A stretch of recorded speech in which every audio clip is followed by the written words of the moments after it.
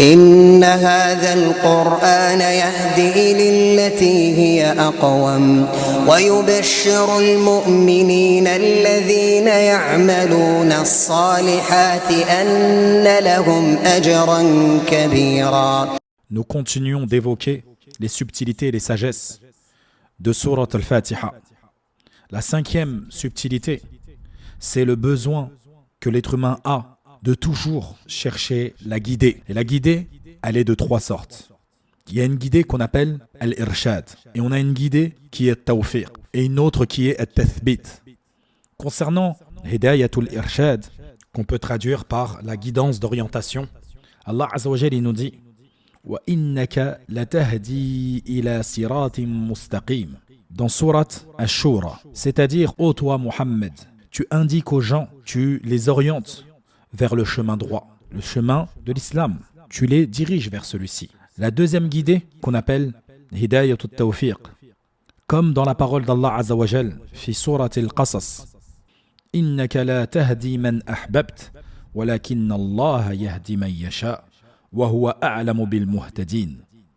Allah Azza wa Jal expressément, il dit au prophète sallallahu alayhi wa sallam, ô toi Muhammad, ce n'est pas toi qui fait que les gens sont guidés, mais c'est bel et bien Allah Azza wa Jal qui accepte d'eux et qui leur fait accepter la vérité. Et cette guidée est propre à Allah Azza wa Jal.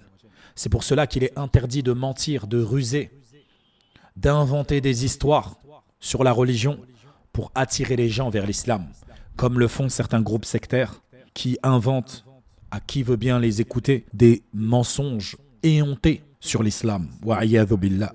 Puis la troisième guidée qu'on appelle hidayatut tathbit, c'est comme dans la parole d'Allah Azza wa Jal, dans surat Muhammad. Il dit وَالَّذِينَ اهْتَدَوْا زَادَاهُمْ هُدًى وَآتَيْنَاهُمْ تَقْوَاهُمْ. Allah ici il dit زَادَاهُمْ هُدًى, nous les guidâmes encore plus vers la vérité. Ce qui veut dire, nous les avons renforcés, raffermis vers cette guidée. Ils étaient sur une guidée, et cette guidée, nous l'avons raffermie dans leur cœur, dans leur mise en pratique. À chaque fois qu'ils ont demandé à être guidés, nous les guidâmes encore plus. Et c'est pour cela qu'Allah Azza wa Jal, il nous a imposé, rendu obligatoire, dans chaque prière, dans chaque unité de prière, la demande de la guider, l'invoquer pour qu'il nous guide. Et c'est pour cela qu'on dit à chaque unité, Ihdina sirat al-mustaqim, guide-nous vers le chemin droit. Rendez-vous compte, la miséricorde d'Allah envers sa création. Il n'y a pas une religion où Allah a imposé dans leur prière obligatoire de réciter des versets en particulier. Quant à nous musulmans, Allah nous a imposé de réciter des versets en particulier qui sont de la sourate Al-Fatiha. Et dans cette sourate, Allah y a mentionné la chose la plus importante de ta vie, qui est le fait de demander à être guidé. Si tu es face à lui, c'est grâce à lui. Et quand tu es grâce à lui, face à lui, tu lui demandes qu'il te raffermisse, qu'il te permette de savourer cet instant, qu'il fasse que tu fasses partie de ceux qui le prient 5 fois par jour. Également, parmi les subtilités de cette sourate, c'est que Allah Azza wa Jalla a commencé son Coran par la louange. Et la louange a certains mérites. Et également ceux qui pratiquent la louange, donc ceux qui louent Allah Azza wa Jalla, c'est une vie de bonheur qu'ils vivent. Et c'est pour cela que les meilleurs de sa création, ce sont Al-Hammadoun, comme il est venu dans Sahih al-Jami'. Et je fais ici référence au hadith dans lequel il dit I'lam anna khayra ibadillah yawm al-qiyamah al-Hammadoun. Et il veut dire ici ceux qui, même lorsqu'il leur arrive des épreuves, ils disent Alhamdulillahi ala kulli hal. Alhamdulillahi ala kulli hal. Mais aussi, comme nous l'avons vu précédemment, il y a le fait que c'est la meilleure des du'as. Alhamdulillah. Également, c'est la parole la plus aimée d'Allah Azza wa Jal, en référence au hadith dans lequel An-Nabi sallallahu alayhi wa sallam dit Ala ukhbiruka bi ahabbil kalami ila Allah.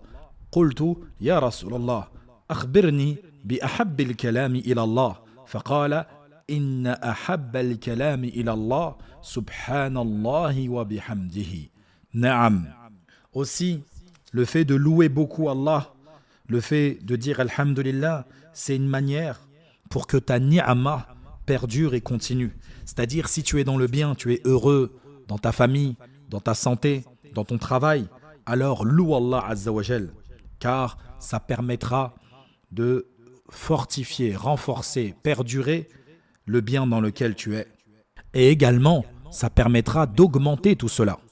Aussi, lorsqu'on dit « Iyyaka na'budu wa iyyaka nasta'in », donc on fait précéder le pacte, le contrat, la promesse que nous allons adorer Allah seul, sans associé, avant de lui demander de l'aide pour cela. Car tu ne peux demander de l'aide à Allah sans la volonté de l'adorer, la volonté de lui obéir. Quant à celui qui dirait « La hawla wa la quwwata illa billah », alors qu'il tourne le dos à son Seigneur, qu'il est négligent face au rappel d'Allah Azza wa Jal, ça ne lui sera d'aucune utilité de dire « La hawla wa la quwwata illa billah ». Donc il n'y a de force, il n'y a de solution favorable, il n'y a de puissance si ce n'est en Allah. Également le lien qu'il y a entre Surat al-Fatiha, Surat al-Baqarah et Surat Ali Imran. Car les sourates qui ont été placées comme elles ont été placées, elles ont des liens les unes avec les autres, subhanallah. Et parmi ces liens, c'est que dans la fin de Surat al-Fatiha, lorsqu'il dit « Ihdina as-sirat al-mustaqim », c'est en lien avec le début de Surat al-Baqarah. Lorsqu'Allah il dit « Hudan lil-muttaqin », ce livre est une guidée pour les pieux. Également dans Surat al-Fatiha, lorsqu'il dit « Ghayril maghdubi alayhim », et non de ceux qui ont couru sa colère. Et il fait référence ici plus particulièrement au lihoud, même si tout le monde est considéré comme un maghdoub alayhi à partir du moment où il pratique ce que ces gens-là ont pratiqué, qui est le fait d'apprendre sa religion et de ne pas la mettre en pratique.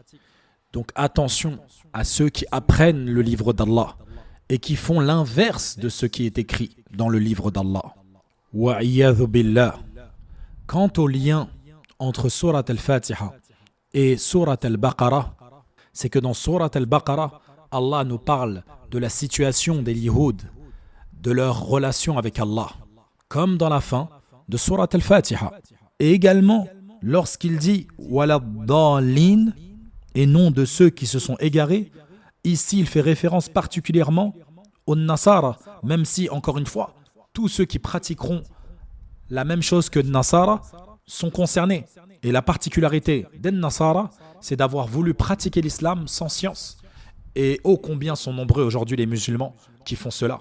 Ils prient de certaines manières, ils jeûnent de certaines manières, en disant des paroles à la fin du jeûne ou au début du jeûne, ou encore à la fin de la lecture du Coran, ils disent des paroles, tout cela sans science. Et ils sont persuadés de se rapprocher d'Allah Azza wa Jal avec cela, comme les Nasara l'ont fait lorsqu'ils se sont interdits le mariage et qu'aujourd'hui on en voit les conséquences. Wa'iyadhu billah. Donc, dans Surat Al-Imran, il parle particulièrement des Nasara. Donc il y a un lien également avec Surat Al-Imran, car il est venu expliquer, détailler leur situation avec Allah Azza wa Jal, avec leur Seigneur. Comme vous pouvez le constater, dans Surat Al-Fatiha, Allah fait la mention des croyants, mais aussi des lihoud. Donc je ne dis pas enfants d'Israël, car les enfants d'Israël, parfois, c'est quelque chose de positif qui est mentionné sur eux, et parfois non, alors que lihoud, c'est toujours quelque chose de péjoratif, de négatif. Mais aussi, il fait la mention des Nasara, qui ont secouru le prophète Isa alayhi salam.